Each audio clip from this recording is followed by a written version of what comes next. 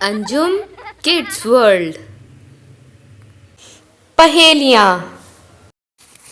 देखा हमने एक परिंदा, कुछ पीला कुछ सब्ज और लाल।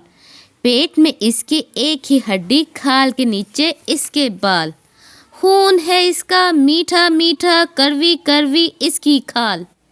3, 2, 1. आम। काल कलोटा, छोटा छोटा मोटा मोटा, चिकना चिकना गीला गीला, अंदर से कुछ पीला पीला। हरी हरी सी इसकी चोटी, हल्की हल्की छोटी छोटी। चीरे और पकाएं इसको, लोग मजे से खाएं इसको। 3, 2, 1. बैंगन। एक परी है रंग रंगीली सी, कुछ सबज सी है कुछ नीली सी, कुछ लाल सी है कुछ पीली सी। बारिश में नहाकर आती है रंग जमाती है, फिर पल भर में छुप जाती है। पूछो तो इसका नाम है क्या, दुनिया में इसका काम है क्या।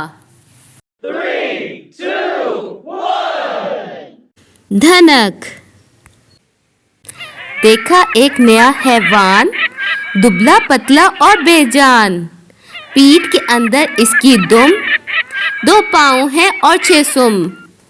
यूं ही इसका नाम न बोल, पहले मेरी बात को तोल। 3, 2, 1. तराजू।